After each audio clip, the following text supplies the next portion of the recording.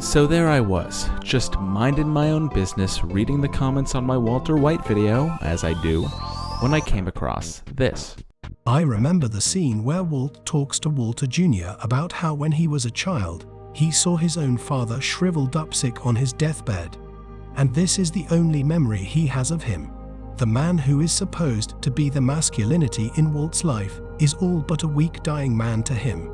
Walt says he never wants to be interpreted this way. He doesn't want his children to remember him as a sick old man, which implies this is what makes him want to be known as masculine. I think if there is a moment Walt becomes Heisenberg, even though it's just one of probably many causes, it's this moment.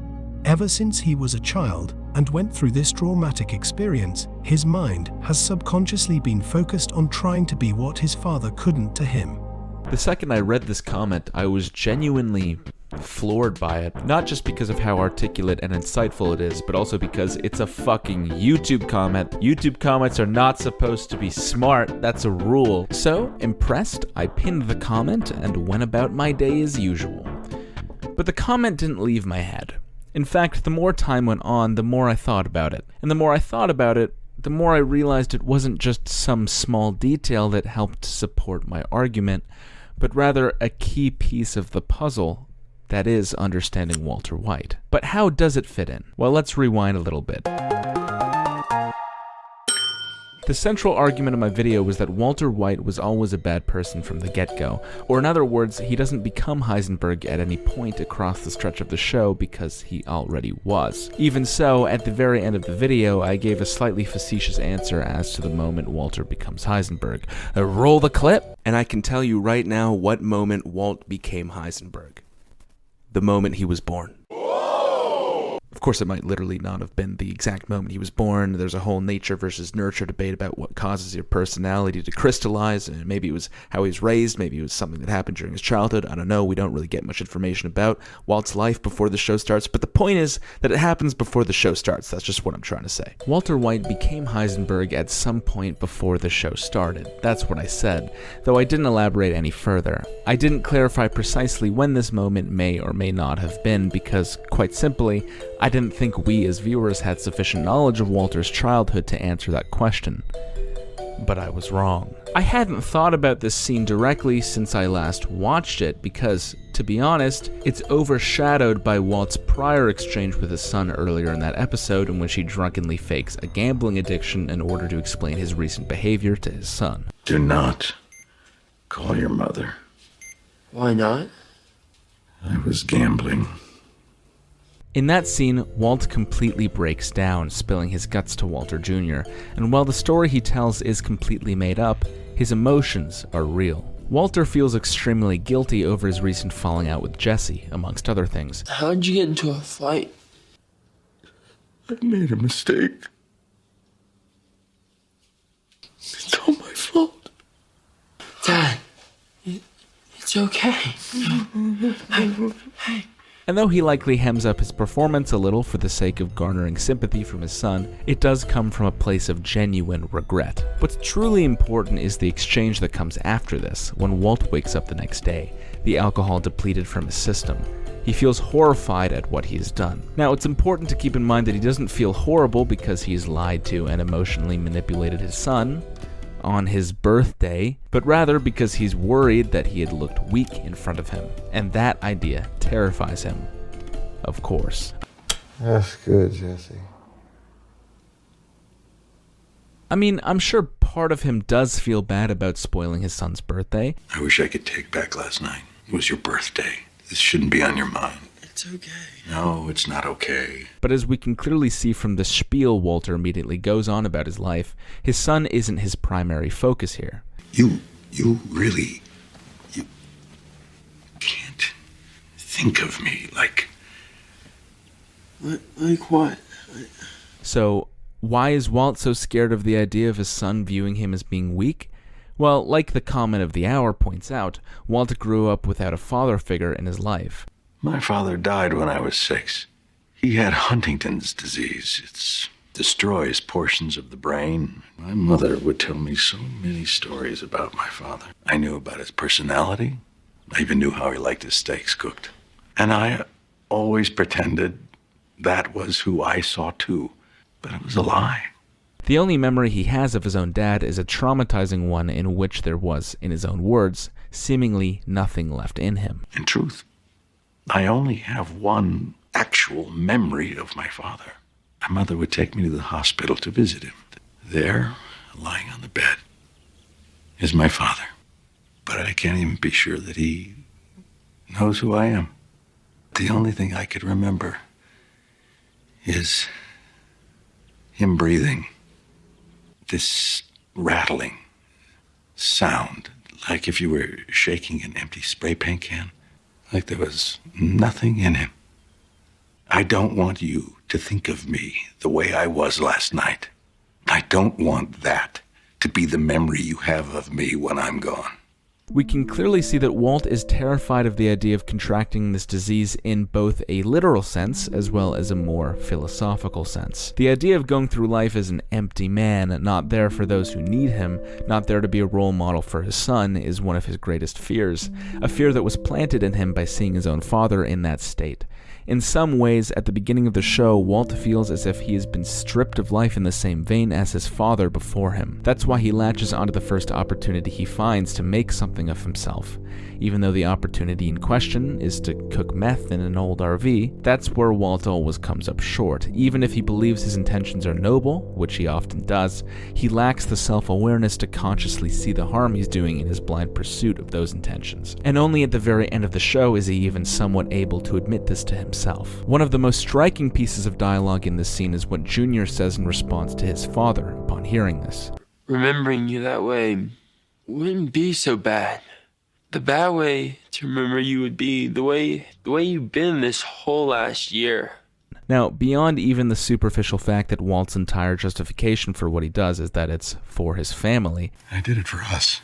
I do it to protect this family. What I do for my family. He believes that his actions are in the best interests of Junior's development. In Walt's mind, his need to appear strong in front of Walter Jr. isn't ego-driven, but rather a bid to provide his own son with a strong father figure, one which he never had. This way of thinking should have come crashing down around him the moment his son said these words to him. Not only had Jr. not viewed the way he'd been acting as quote-unquote strong, but he had been directly alienated by it. Walt's usual mentality of sharing nothing and bearing his insecurities is self-evidently destructive to Flynn, and this was true all the way back in season 1 when Walt refused to talk with his family about his cancer diagnosis and then later refused treatment. Hey! Hey, pal. What's up? So, what's up, pal? What the hell's wrong with you?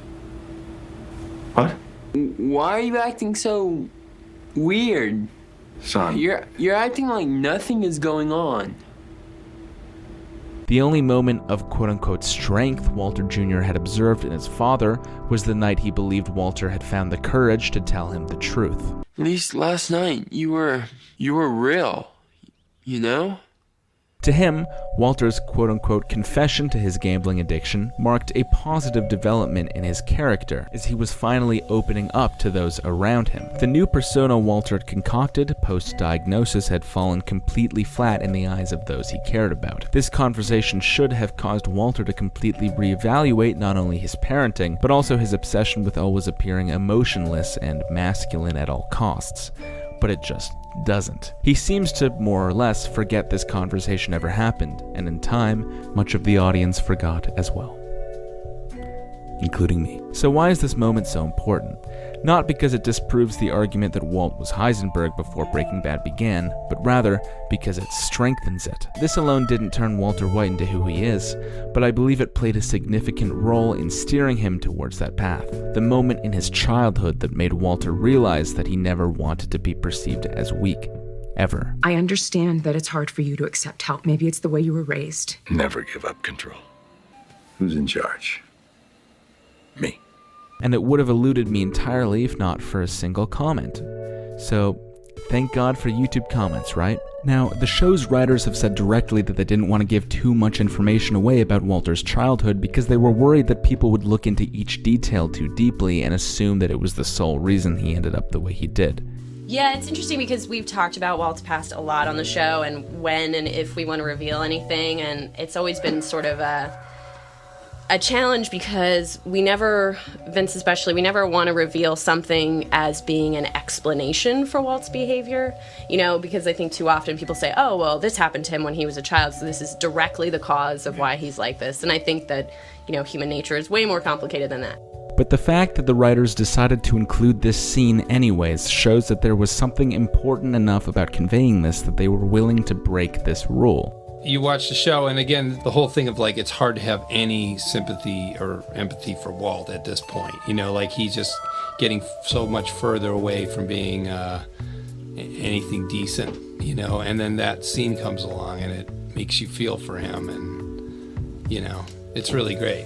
In fact, this is the only time in the entire show that Walter talks about his childhood, and it's certainly not a happy memory. This scene is here to prove to us that Walt has virtually no idea how he is perceived by his son, and the idea he has in his head of how his son must see him is nothing but projection. In Walt's mind, his son has to respect him because he turned into an alpha, and anything that flies in the face of this theory he will simply ignore. Heisenberg isn't Walt at his most calculated and rational, as many seem to think. If anything, Heisenberg is a coping mechanism Walter creates to feel like he's reclaiming his masculinity and becoming the father to his children that he wants to be, even though it's not what his children actually want from him as a father. And that leads me to the other main point I want to address with this video. Walter's transformation over the course of the series is 100% performative. Even the change in Walter's physical appearance is part of the act Walt is putting on, not only to trick the world around him into thinking he's become a new man, but also to trick himself. Walter's change in appearance from pilot to finale has become a staple of the show, but the truth is, everything about Walt's change in looks, even that shiny bald dome of his, was 100% by choice. Now I know what you're thinking. What are you talking about? Walter loses his hair because of his chemotherapy treatment. He couldn't control it. Well, actually, he could. Walter only undergoes chemotherapy treatment for a relatively short time, beginning at the end of Season 1 and concluding near the beginning of Season 2. For the rest of the series, until almost the very end, Walter is not undergoing chemotherapy. Thus, he could have grown out a full head of hair again easily by the end of Season 2 and kept it all the way until his cancer returned over a year later. But he chooses not to. And your hair should start to come back. Kind of gotten used to the old cue ball look. He embraces his new look because he associates it with his new personality. It helps to create separation in his mind between the man he used to be and the man he thinks he is now. The same is true of his facial hair. Think about when Walt decides to grow out his goatee. It's at the very end of Season 2 after his surgery, at a very low point in his life. So, what does he do? He puts on a cool masculine goatee to compensate with his feeling of emasculation. I fucked Ted. The writers have talked at length about when and why they decided to change characters' appearances. When Jesse lost his hair, that was actually an idea from me. It was after he killed Gail. And in reality, whenever we go through something traumatic, you tend to sort of shed some hair, a different hairstyle, start fresh, start new. And it's no coincidence that Walt gains his goatee when he's at such a low point in his life. Hey, you know what? Eat me. Anytime, loser. Hey. I mean, the idea of Walt being this superficial shouldn't even be surprising. You guys recall that pep talk he gave after he realized that he was partially responsible for the plane crash that killed hundreds of people? I guess what I would want to say is, look on the bright side. In 1977, 2 fully loaded 747s crashed into each other on Tenerife. But do any of you even remember it at all? I doubt it. You know why? It's because people move on.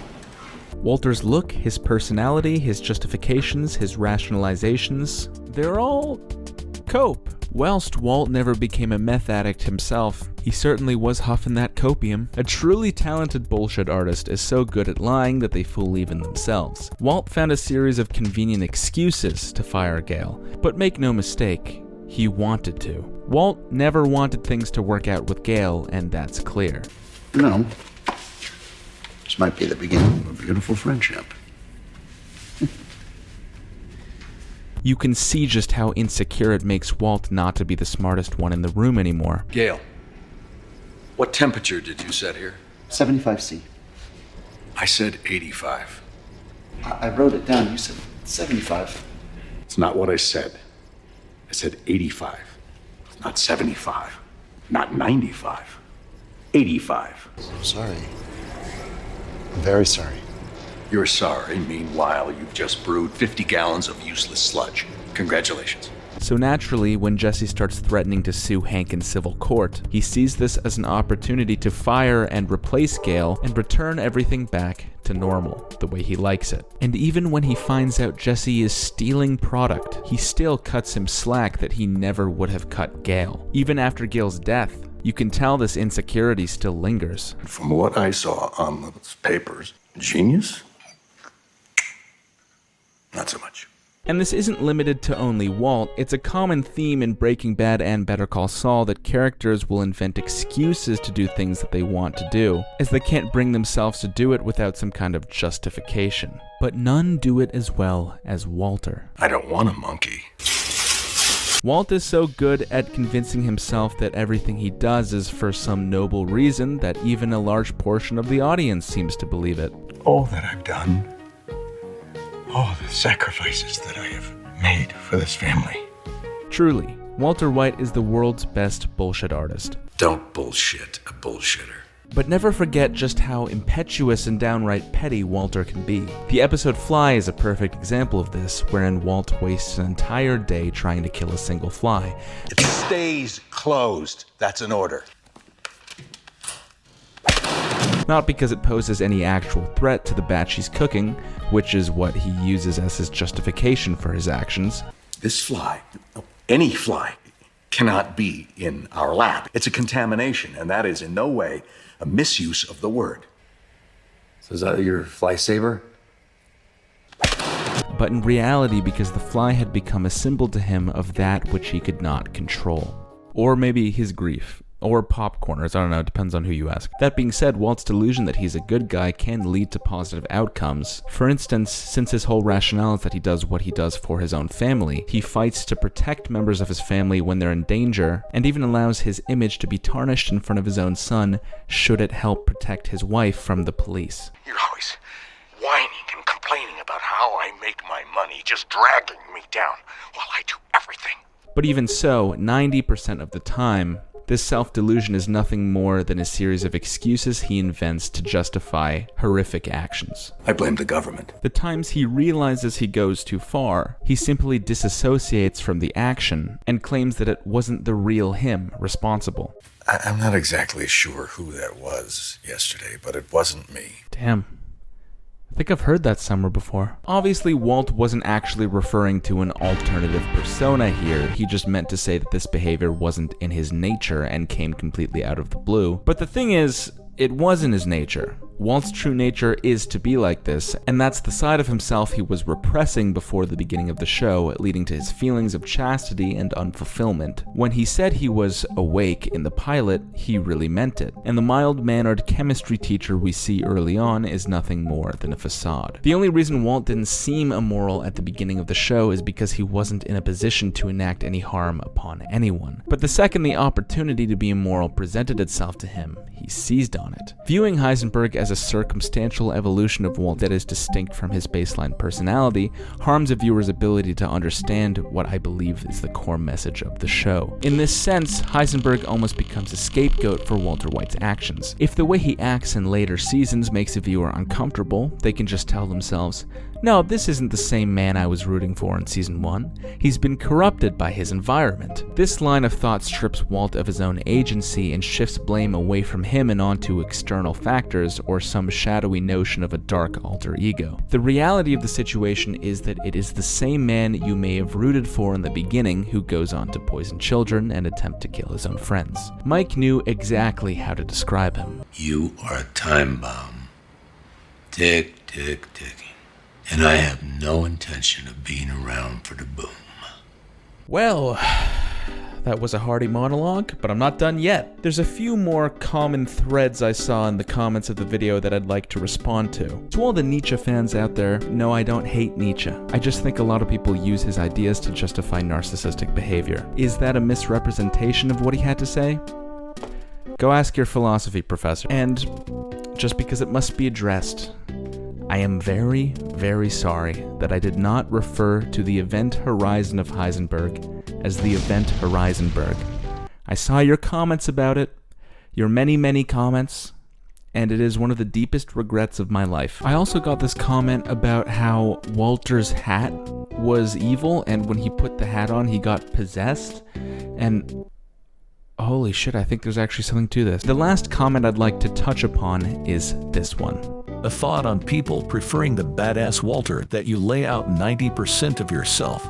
Walter in the beginning is not a good person. He has all the flaws he has at the end. Based on how you explain it, though, there's one thing he stops being: a coward. Nobody likes cowardice. Personally, I think this holds 100% true. No matter what can be said about Walt as the show progresses, it is undeniably true that he is less of a coward by the end than he was at the beginning. And for some, that's all it takes for a character to be likable. Of course, for many, this applies only within the realm of entertainment. They want to see a main character who is strong and able to assert themselves, and thus they like Walter. But in real life, they wouldn't go anywhere near him. And then there are people who believe in Sigma males. Or alpha males. At this point, both terms basically mean the same thing, even though the whole point of Sigma males was that it was supposed to be an alternative for people who don't get laid. But you know, I digress. Okay, so I only touched on this in my last video lightly because I didn't want to go off on an unnecessary tangent. But for the last chunk of this video, I want to go into a little more detail about Walt's cult. The cult of Walt. A lot of people claimed I was wrong when I said there are people out there who genuinely like Walter White as a person. Some people also said that no one unironically believes in Sigma males, like this guy who called me stupid and hurt my feelings. If you've managed to avoid this corner of the internet, then congratulations, but that doesn't mean it's not real. While reading these comments, I would literally be seeing videos in the sidebar by huge channels like Charisma on Command, holding up Walter's behavior as a shining example of how to command respect in any situation. We watch Walter White go from a weak-looking pushover to a powerful presence who commands respect. I am the one who knocks. And yes, Sigma males started as a joke. Oh, God! But with each passing day, that becomes less and less of a reality. This is the internet, and irony is dead. While there are still a lot of Sigma memes that are memes, and obviously so, this has also become an ideology that people take seriously, and it informs how people read into characters like Walter White. I kind of embody the character of Patrick Bateman from American Psycho, which I really related to when I saw the movie. Is it low-hanging fruit to talk about? Of course it is. But when like 50% of your entire garden is just low-hanging fruit, you kind of have to address it at some point. To people who hold this belief system, as long as a man asserts himself in life and achieves his personal goals, he is good. They would view a bad man as being one who is weak, unable to assert himself, and, as a consequence of this, unable to provide for those he cares about. All other nuances that may inform what makes someone good or bad are either understated or downright ignored. So no wonder people like this would love someone like Walter White. And no wonder scenes that carry a very clear subtext of Walt is a creepy weirdo would fly right by them. When we do what we do for good reasons, then we've got nothing to worry about. And there's no better reason than family. So what's the takeaway here? Despite being a fantastic show with one of the most three-dimensional main characters in TV history at its helm, could it be argued that Breaking Bad is a bad influence on certain people who see it as a call to action to be more like Walt? Honestly, and it pains me to say this, yes. That being said, I don't think that means the show is to blame for how these people interpret it. And moreover, I don't subscribe to the idea that intricate and thought-provoking art should be dumbed down just so that no one can possibly misunderstand it. There's those who believe in the death of the author, that the true meaning of art is determined by those who view it. So by this line of logic, it wouldn't matter if Vince Gilligan or any other number of Breaking Bad writers came forward and said that the point of Breaking Bad was to examine how small little justifications and decisions sins can lead one down an irredeemable path, as the true moral of the show would vary from person to person who watches it, including those who believe it's a show about finding power in a world that tries to strip it away from you. But there's a difference between believing in that and believing that every single work of art is directly responsible for the actions of every individual who consumes it. By that logic, the anti-video game crowd of the 2000s, who argued that all violent video games should be banned because they might inspire real-life violence, were correct. And you know what? I'm beginning to think they were correct too. I think video games are actually responsible for all the world's problems. Cheat code. Oh, I'm ready to get you. Oh, I'm ready to get you.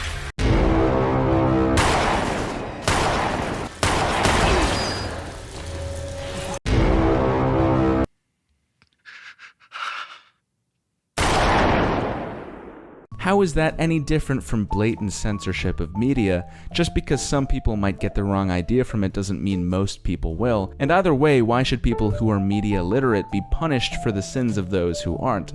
The subtle storytelling and complex moral questions posed in Breaking Bad are what make it so great, and taking that away would leave us with something like this.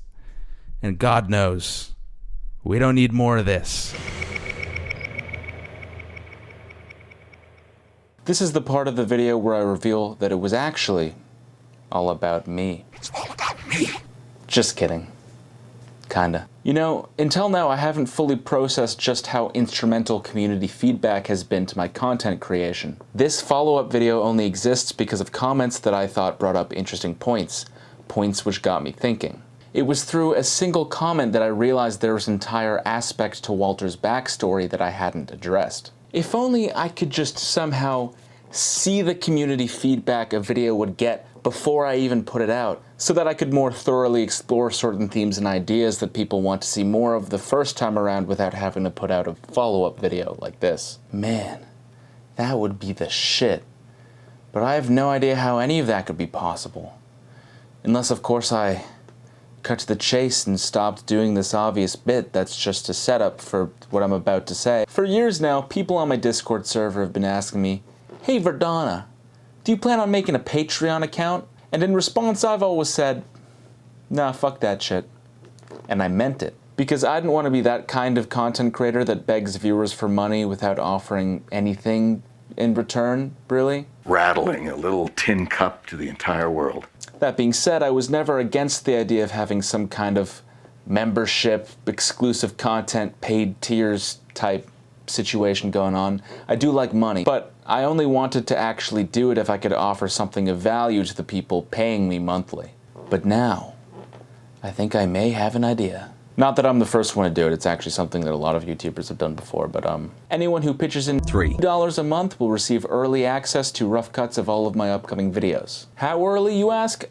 I don't know yet, but I'll work that part out. You'll also get your name at the end of all of my videos, because that's a thing YouTubers do, right? To make you feel like you're part of the family, the Verdana family. The idea isn't just that you'll get to watch the videos early though if that's all you want, that's totally fine. It's also that you'll get to pitch your feedback and contribute ideas. And who knows, you might end up influencing the final release. And if you do influence the final product, I'll give you a writing credit at the end of the video, because I'm not trying to be a sniper wolf. So any ideas you may have, whether they be big or small, feel free to pitch in. At the end of the day, the point of this is to turn my videos into more of a collaborative project with my viewers. So if you're interested in being part of the process, give me money. Trust me guys, I can be trusted with your money. I'm very trustworthy with money. There's no reason to believe I would ever do something nefarious or bad with your money. So please rest assured with that. Now on that note, I have another announcement to make, which is that I'm teaming up with Billy McFarland to launch Fire Festival 2.